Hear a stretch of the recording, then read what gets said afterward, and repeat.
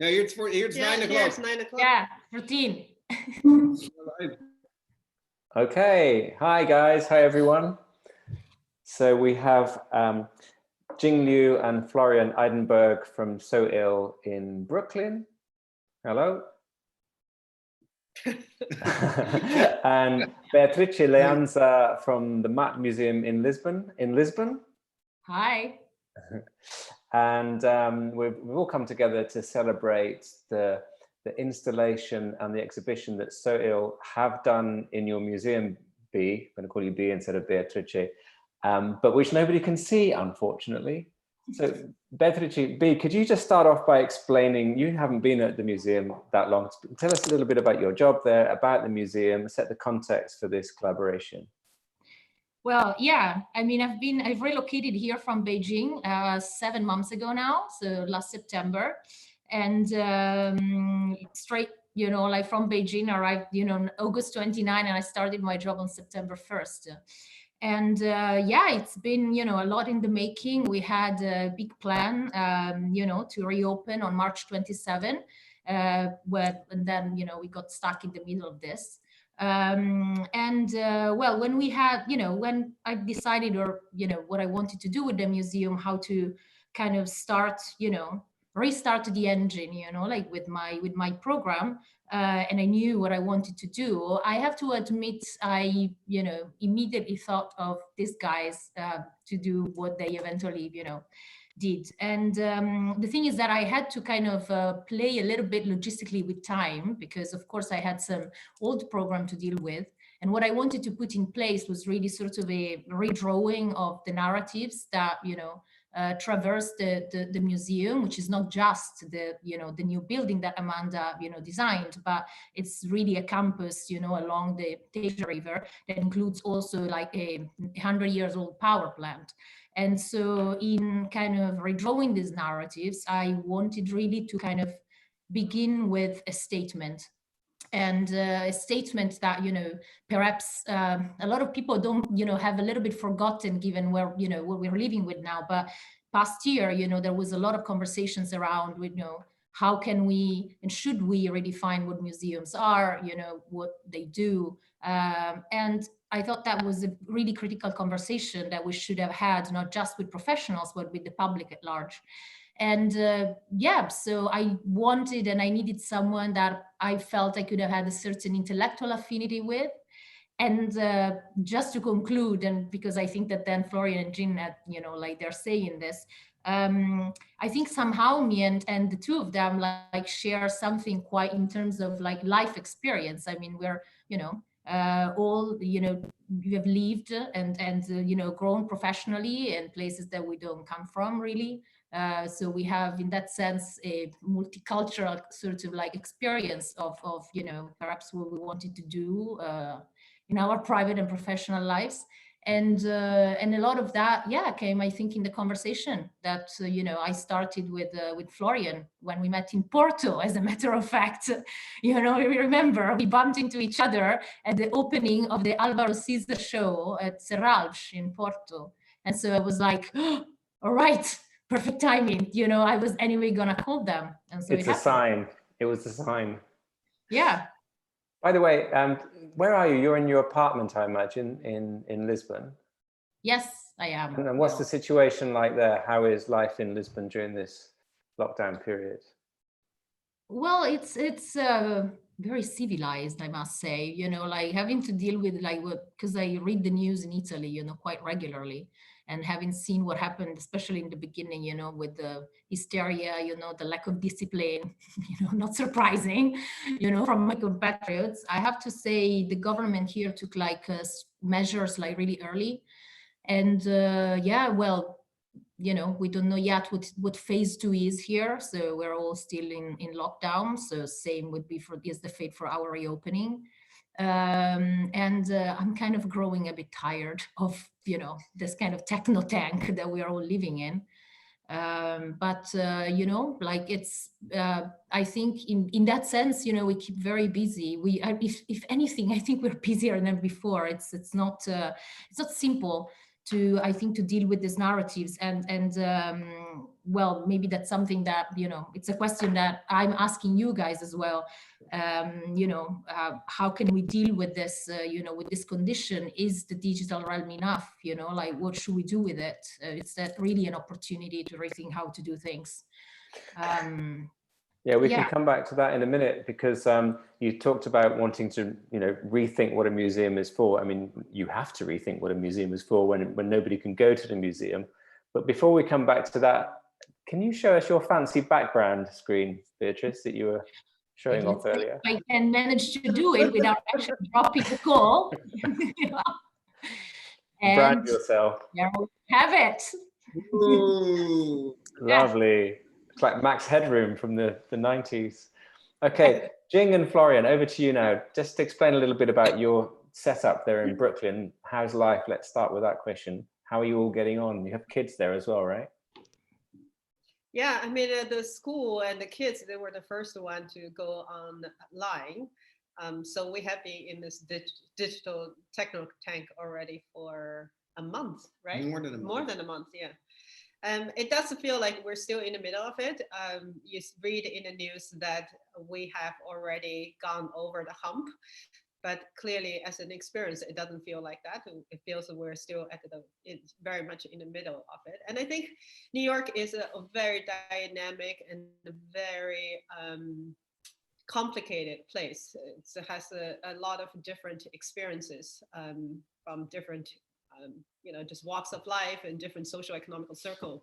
So I would say it's very difficult to probably summarize it in one perspective. We are definitely very much aware that we're not in the worst condition. There are people who have much less means and then much more crisis around themselves, and don't have a house as that can accommodate 4 people. So I do think that the mood in general in our immediate surrounding is such that we are trying to be disciplined, and we're trying to stay positive and stay productive, but very much also aware that there are multiple other experiences that are unfolding in very close proximities around us. Yeah, and we hear sirens all the time. We're close to a hospital, so we have basically sirens continuously. And in the meantime, what Jing is saying, it's like the hardest hit neighborhoods are the most diverse neighborhoods, are the neighborhoods with the most immigrants, are the neighborhoods with the most workers, in like the restaurant industry or in the healthcare industry. And so it's very sad to hear those stories and see, what the city is made of. Is, what makes the city so great is its diversity and the place, for people to have their own sort of journeys, but actually, the most affected are the people, that in some way make, art as the heart of the city. So that's the tough thing to see. Tell us a little bit about So Ill, your architecture firm. How did you meet? How did you get started? And what would you say is your approach? What makes you different from other architects? Well, one is we're immigrants here ourselves, but I think and we met as immigrants in another country. Yeah, right? no, I think B was already suggesting what sort of affinities we had, and it is of course this idea of in a way a more cosmopolitan idea of how to be a citizen of the planet to an extent. And so we met in one place, we met again in another place, and we ended up both being not at home, so to say, and trying to and so I think we're a very New York firm. And I mean, Beatrice, if we kind of flash back before you meeting Florian and started to talk about this this collaboration, I think a month before we saw each other in Shanghai, right? In Melbourne. We were in Melbourne. We saw each other in Shanghai first, and then 2 days later we saw each other in Melbourne. Right. On another panel together. So now if we really think back at those days, it almost feels like a completely different world, right? that we are able to see each other in different locations. No, and I realized as we were thinking about this conversation, indeed, that's in some way also what Dezeen is about. No, it's about sort of bringing different global narratives and global perspectives together, and having sort of a conversation amongst, across borders. So I think, for us, we feel, I mean, in our office, people come from everywhere. It's unfortunate. A lot of people now, will have to find a way back to their home countries, or like we have, we pride ourselves for having 12 different languages being spoken, at the office. But I think that perspective, basically, it's getting harder and harder. You realize that, yeah. So that's the question. It's like, can a practice like this, or what will be the effect of this on a practice like ours, which is very much, interested in being, in dialogue with all these different locations, cultures, and people.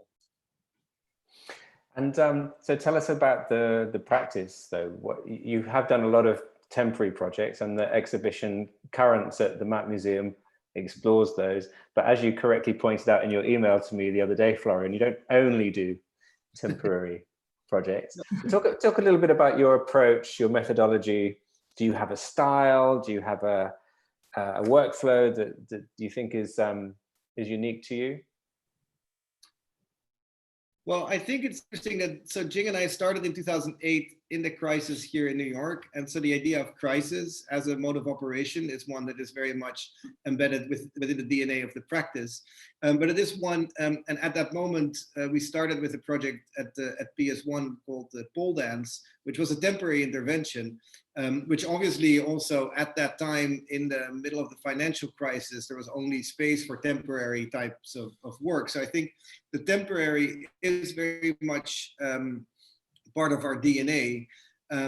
At the same time, I think a lot of what we do and a lot of our both installations and our permanent work is very much about sort of how to establish relationships between, a diverse group of people, and also how to establish the relationship between the self and sort of the world around us. So style is a difficult term, but I would say most of our interventions in some way try to highlight the relationship one has with the other, or one has with the environment. So back to you, Bea, briefly. So once you'd established this conversation with So Ill about the museum, did you pretty much leave them to propose whatever they wanted, or did you already know that you wanted them to do something that would bring more people into the museum from the city? How open-ended was your brief? Well, I mean, I don't. I knew what you wanted to do, in a sense that I wanted an intervention that wasn't just going to be, let's say, an installation. I wanted something that could help me trigger a different way of living and understanding, like the museum, both, sure, like in terms of like a physical, experience of the space, but that also could, again, sort of leverage a different type of action, and programming that I could do. So the thing that I did, and that, I already decided I wanted to do, was to kind of bring back the museum to its original design. So when I found, like the space of MAAT, it was internally, like the building had been a little bit sort of domesticated in, in the attempt of turning into a sort of like really museumist gallery. So there were a lot of original sort of feature of the buildings that were kind of a little manipulated. So this beautiful skylight, that is there, that takes the sun in, reflects the light, and the river was kind of, screened off. There were a lot of sort of like a temporary partitioning. So I wanted to bring back the, the building to what it used to be, which is one single big space, essentially, which is connected to the way I am programming, in fact, the museum in the future. But then, it was clear to me that I really wanted to do a program that was extended. So like in spite of this condition, like this intervention that Jing and Florian designed is supposed to run or to host, let's say, programming for almost half a year, so for more than 5 months. But other than that, I mean, it was really sort of like a very instinctive, I think, and very natural, I think, reaction, action reaction on like, I'm thinking this, and then, Florian came, I think, a couple of times. Yeah. in the fall. I mean, considering it was really like a short span of time, I think the outcomes is amazing. And again, I mean, of course, it's not just, but they will tell you more about it from their point of view. But there is something that they also mentioned in the interview that you guys at Dezeen are screening now.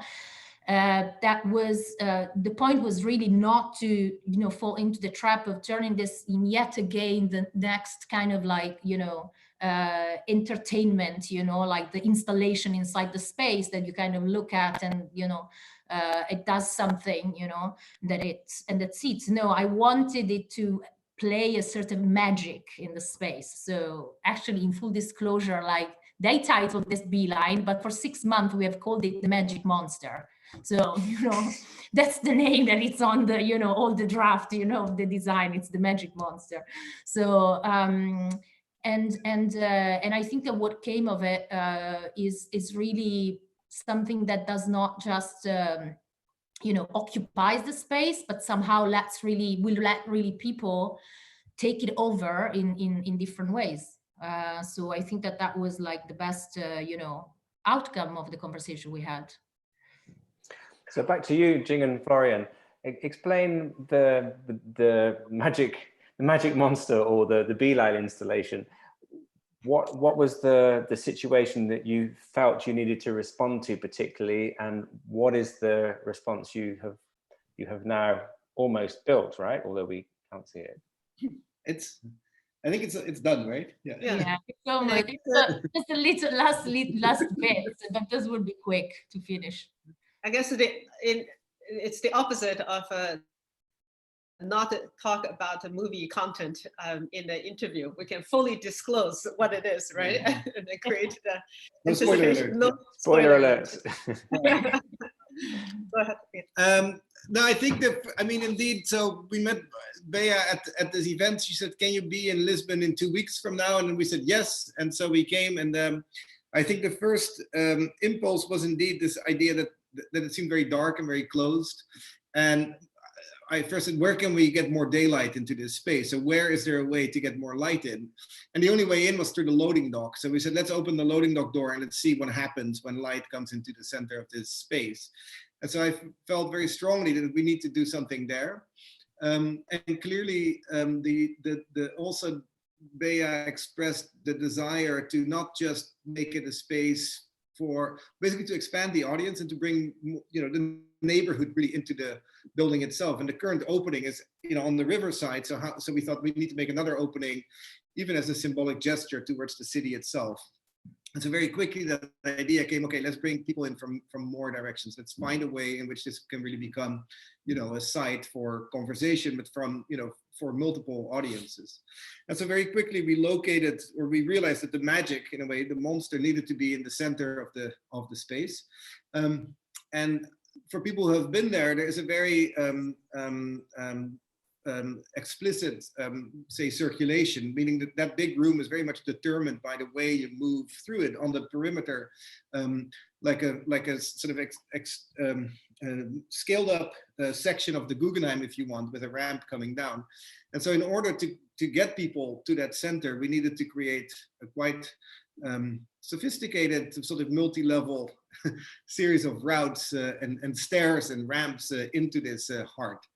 And so then the intervention, in some way, the magic that needed to be performed, when we came, Bea had a sort of war plan of 5 months of everything that was going to happen, every minute, every second, with multiple narratives. So it needed to do a lot of magic. But we realized in some way it needed to be something that could take on a lot of different things, could take on different groups of people, projections, different media, different types of gatherings, conversations. And so in some way it is a place, it's 2 stories, it's 2 floors. It's an arena, it's a forum, it's a place for workshops. It's also a place to project on, to gather around. And so it can take on many different roles. There's a hammock, a trampoline in there. There's a sort of, there's a lot of things going on, basically. So yeah, it's the interesting thing. Certainly, it's made to bring people together, to gather people basically, and we really hope that that will happen. And I mean, Bea, maybe you want to expand, but this is in some way part of what we did. There were some other things you also. Yeah, there's more to it. There's a lot more to it, but no, I mean, like because the point it was that this beginning was a kind of interlude, right, in between, like a sort of past programming and my future programming that would have really entered fully into place like in the fall. And so literally, actually, this intervention became a sort of design strategy on, how to kind of suggest and what was gonna come. Because this kind of conversations around like, oh, what do we do of institutions? What can we do? Opening this discourse up is not something that you change through an exhibition or through 2 or 3, not even 10 probably. Like, if anything, what museum needs is time. It's time to kind of like adapt and like redesign and take in and open up this kind of bionivocal conversation, which is not naturally not happening, because if you think of it, institutions kind of behave in a certain way like extractive industries, like, so most of them like become really places of edutainment, which I don't think is like the best future for them. And part of this brief was also like, how do we kind of equip the space with other devices that we will need like in the future. So this intervention that Jean and Florian like devised also is made of a set of reconfigurable and mobile structures that will host it's an open storage system that basically like takes in partly our collections, because we do have collections, but also does something else to the space. So I'm sorry to play a little bit mystery here again, but when we open and we will release photos, you'll see. But it's basically items that we are going to use on the long term. So what I mean is also that this large intervention was also meant to help us equip ourselves with items that we will use on a longer term at the museum. And I think there was something else that is quite interesting, and again that Jean is mentioning in that interview at the very end. The thing is that the intervention does something special to the space, because it kind of creates a sort of like, it's almost like a mini city in the building, right? It's a building in the building. It's not really just a piece of installation. And the point of it was also to kind of let people understand that, as a museum, of course we do and we plan, like we have a certain agenda, with things we do, but if we want to really open it up, it's the point of like calling others in. And so there's multiple kind of spaces that I have designed allow for different things to happen at the same time. And not in a sense of being strictly or straightforwardly just exhibitions or installations, things that you look at, well, this will become obvious once we will be able to reopen. But I think that this kind of creative gesture in itself is very powerful, even empty, even as an empty, piece of it is an empty building essentially, and we're all doing that, right? We're staring at the spaces outside of our windows, but that power, like in that emptiness there is power, there is agency, that we all feel is lacking, like nowadays. So the techno tank is not the solution. So just to confirm then, the installation, the Beeline installation, it has been built, it is there in real life. You were wanted to open it on the 27th of March to the public, but once you realized you weren't going to be able to open to the public on the scheduled date, what were your first thoughts? I mean, how, as a museum director, do you respond to a situation where nobody can come in through the doors? I mean, this collaboration with Dezeen is one of the ways you're getting around that problem, but what is the solution for a museum to a lockdown situation? Well, I don't think there is an ultimate response to that question, but and everyone has its own, way of dealing with their own agendas. I think we are not the same. Institutions are not the same. They don't all do the same work. For what concerns us, we're trying not to deviate. I'm trying not to deviate too much from what we really wanted to do since the beginning. I think that MAAT mode, this public program we were supposed to begin, with Beeline and with the intervention, was really already a reflection on how do we speak or how can we be with and in a museum, like at this time and open up this conversation. So we're trying to kind of deliver the same conversations, partly now, of course, online, but sort of without straining, like away from topics, and that we already were engaging, with a multitude of other people. This public program is made with curators, with individuals, with NGOs, with other institutions, both in Portugal and, and outside. So I think that this is a good time to, make sure that, our long-term agendas are well set, not the immediate ones, not how we can react, like as in, oh, let's all get on a, an Instagram, like call, let's call each other and let's see if others would just want to listen in, like this peeping. I don't think it's very productive. I think this is the perfect time to kind of slow down and reset really the agenda for the long term. And this is what we're doing. Are you slowing down there? Because you said before we started the live element of this conversation that you were actually busier than ever before. And I certainly am. I'm not getting the chance to get as much sleep or exercise as I normally would. Yeah, well, it's it's more work. It's more difficult when you do teamwork, like you can't really like operate properly, like on this, like it takes you like 10 times, like the amount of the time rather than being in the same space, like brainstorming, conversing. I mean, this is all we do. Like it's very hard to do this on phone calls, like, or this, or on Zoom. It's this digital fatigue is real, like I guess now we finally will experience it. Well, I think it's really proving indeed the importance of being together in physical space. Now it's incredible. I mean, how we also see it in our office and in teaching. It really proves that we can't just all move online. It's really interesting. I think it's a real affirmation basically of the importance of bringing people together in one space. Yeah. And speaking of which, Beatrice, do you plan to keep the imagery of the final installation secret until people can go to the museum? Or will there be a... Of course, of course. That's what the question... I will, the moment I can go in, I'm gonna start running around, with a phone like this, probably, That was the one question I got from the editorial team when you sent me the images, the model shots of the installation, and I wrote the story quickly and I sent it to the editorial team, and they were like, but hang on, is this actually there or not? They weren't sure whether the whole thing was just a big fake news.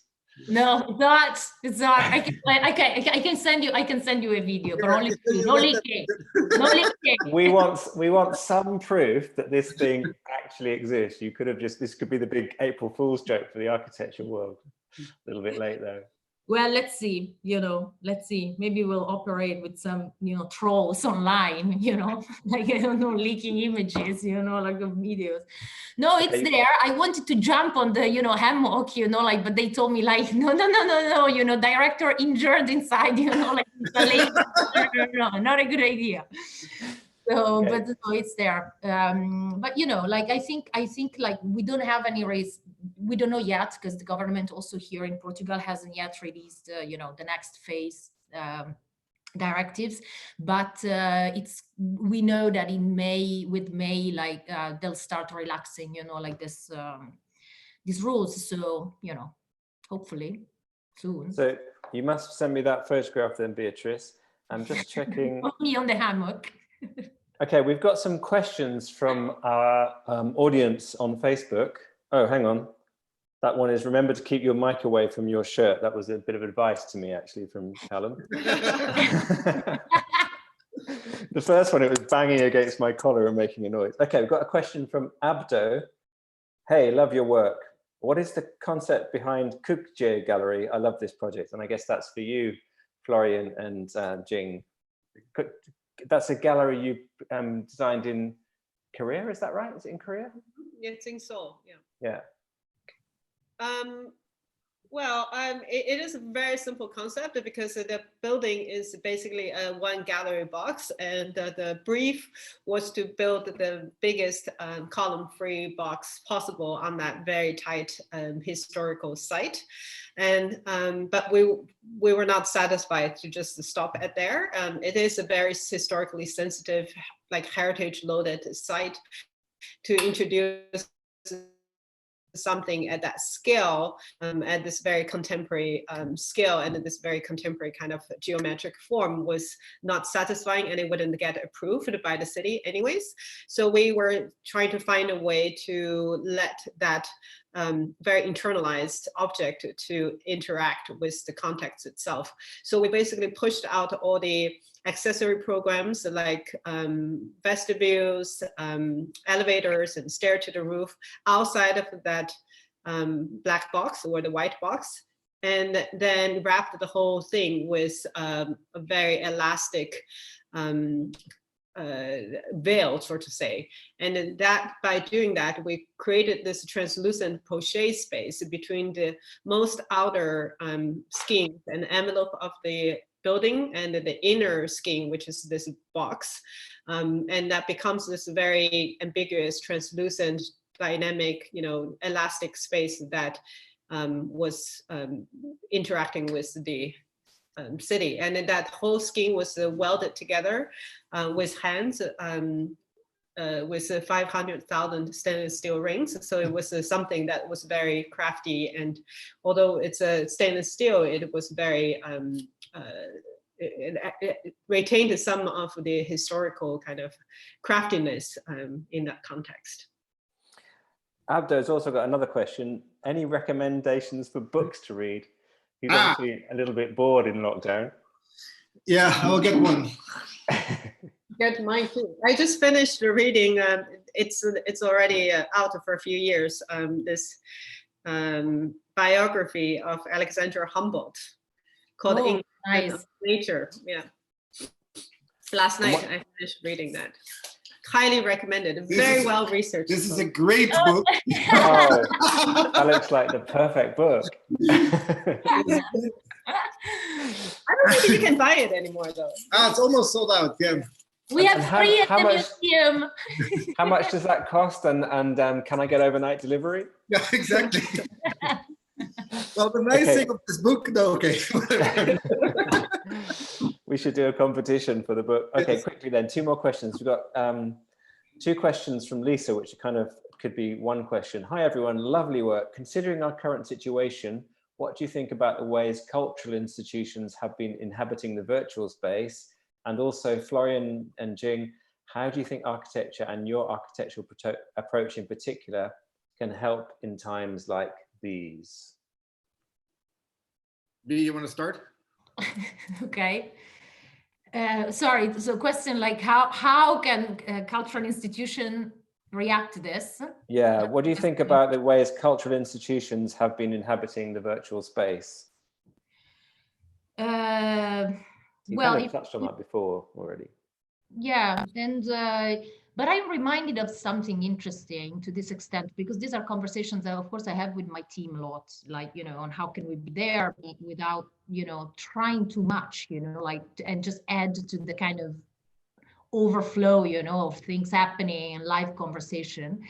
I've always used this as a reference of an institution that, not in COVID time, like this happened before, did something very interesting with who they are, which is the New York Public Library. And they have managed to use Instagram in a very interesting way to promote essentially reading, because that's what they do, right? As a library. And they had this, they have still, like this series of basically it's books that you can literally read in Instagram stories. And so, of course, you know, like they've been redesigned and repurposed, but I think it's such a great, you know, like way to be still doing what you're doing, but trying to reach out to the audiences that, you know, remain your audiences for who you are. In this case, you know, like the, you know, like the public library in New York. So I see again, like more of an issue with trying to remain faithful, you know, like to what you want to do. And if anything, what we are doing, by the end of June, we are going to launch a new editorial platform that is part of this new, new website that we just launched a couple of weeks ago. And it's going to be called MAAT Extended. And it's really going to be a sort of like, yes, an editorial platform that, you know, like we curate at the museum together with others. Yeah. And so over to Florian and Jing for the second part of that question. How do you think architecture and your architectural approach in particular can help in times like these? That's from Lisa as well. Yeah, I think we were talking the other day, it's not like, and I know everybody wants to go back to some sort of previous situation, but I don't think there's going to be a back necessarily, meaning there's only a way forward. And it is like, how are we going to transition from sort of a situation where we're fully locked into one in which we go out again and establish sort of new relationships again? And it's interesting to see, for instance, in our practice, there are some projects that completely stopped and other projects that took sort of a different turn to an extent. And one is, for instance, we're working on a residential building now, and we realize that people will, you know, remind this phase and completely think differently about their domestic space. And one thing there is, for instance, that we're trying to have about 30% of the you know, area basically be exterior and have like multiple different exteriors, so have sort of multiple outsides to an extent. And so the ability to, I mean, the sort of desire for people to even be, you know, on their balconies and applaud the health workers or what have you, but just, you know, that sort of escape, I think you will see the impact of this on the way we design homes. And the other thing is, this is the solution out of this is a spatial problem to an extent, right? It is something that has to do with dimensions. It is something that has to do with the way we organize the relationships between different people. It's a real architectural question, basically. So I think, and also density urbanistically. Yeah. So I think there's really a wide range of things. I mean, so obviously there's also, and you've seen and probably reported on it, the sort of, you know, emergency response that architects have, you know, engaged in through, you know, 3D printing and making. And I think a lot of people have sort of participated in that. But I think the next step is really to start thinking about, you know, do we need, for instance, more public space now, so that because the public needs more space because we need certain distances? Does it mean that, for instance, parks need to be, you know, redesigned? And I think that's where there's a lot of things that we already can start anticipating, because it's not that after this we're all going to go back to the way it was. It will have, you know, extreme spatial consequences on every scale, and I think that's where, you know, any architectural thinking can help. So I don't know if that answers the question, but I think it's a real architectural question, basically. Yeah. And I think maybe particular to our practice, as Florian mentioned before, we started in 2008, and one of the reasons that we continued to build more temporary projects and work with very simple materials and structural schemes to realize this projects in the public realm is because we're also used to the context within which you have to achieve a lot with very minimal means. I think now, you know, we already see that the public resources being directed to health care and health systems, and maybe, you know, we would lose a little bit of resources in making public space, but that doesn't mean that we shouldn't, you know, continue to do that, but we have to be more resourceful in achieving, you know, the result that we still hope to achieve. Which is a great lead into the exhibition B that we did at the museum. Absolutely. Well, we might have to wrap it up in a minute because I'm getting sent more and more questions now that we've started. Maybe this. Okay, oh, well, we can stay here. Yeah. I have more calls. Yeah, I need to go somewhere. Yeah, I'm going out to walk, stand in the front garden. Okay, quickly then. Kathleen asks, what is your opinion of your biggest achievement till now? This to be? This doesn't specify, but you can answer it. What? Sorry, I didn't hear you, Marcus. What is your achievement on your biggest? Sorry, what is your opinion on your biggest achievement till now? I guess it's for So Ill, but yeah. I mean, what's yours, B? My side, but I guess that's more about different kind of accomplishments. You have an answer, Jing, Florian? That's why you passed it over to B, right? Yeah. We move on to the next one. Okay, Abdo's back again. He wants to know the name of the book. Ah, there you go. You need to read it out. Good. Thank you, Abdul, to give us another chance for self-promotion. Solid Objectives, Order, Edge, Aura, Lars Muller Publishers. And if you send us your contact, we will send this one to you signed. You've won a free book, Abdo. Abdo, if you could email vdf@dezeen.com with your details, we'll pass that on to Jing and Florian. But I do think there's one thing we should talk about, not B or not, the current exhibition. Yeah, yeah. We come on, we have time for that, Marcus. Go on, then. No, quick. No, it's important because it's really part of this whole, of the whole narrative.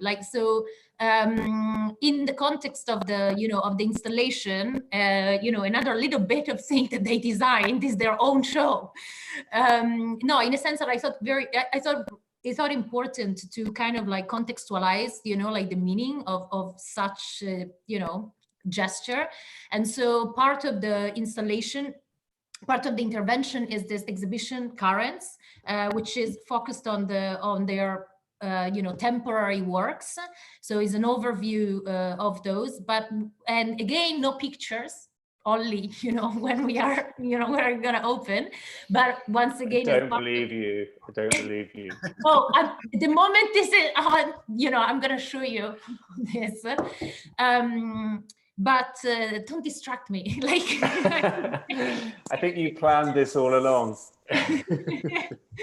No, but it's well, and also because it's part of our collaboration today for the MAAT, the MAAT Day, is this sneak peek into the exhibition, and I think it's interesting there. And there's whole new contents, created for the show. But I think it's important, and what's very valuable, and that also transpires very nicely in this video documentary that was made with all the previous commissioners of these temporary works. It's really sort of like the different interpretations and different kind of values that come with this kind of often small but really poignant, gestures. And the exhibition is a journey, into this different context of which our, is the latest and the largest. Well, Okay. so just to summarize, there's I think 12 projects that's part of this exhibition that has loosely 6 different currents that talks about, the ways with which we achieved and thought about the publicness through this exhibitions and the installations. And the movie Interview with You, which talks about the B-Line installation, is on Dezeen on the special MAAT Day section of Virtual Design Festival, as are 2 movies which overview the Currents exhibition, which is this collection of 12 of your temporary works. And everyone can see all of those at dezeen.com/VDF/MAAT. I'm going to have to wrap it up there, I'm afraid, guys, but I've just noticed you've got some very exotic fruit behind you on the table there. Is that a melon and a pineapple I can see? Yes, and We're trying to stay healthy. and a little coronavirus shaped bowl or something. No, actually, we got this in Lisbon. Oh, yeah, that's from Lisbon. We bought this in Lisbon on a previous trip from a Lisbon sculptor. This is very interesting. It's very It's a virus. yeah, it's the virus. You know, artist. Yeah. Okay, great. Great to speak to you all. Good luck Okay. with the exhibition, and I'm looking forward to seeing those photographs, Beatrice. I can believe I it. will. Yeah. Thank you, Marcus. Thank you, Okay. guys. Thank Bye. you. Bye. Thank you. Bye. Bye.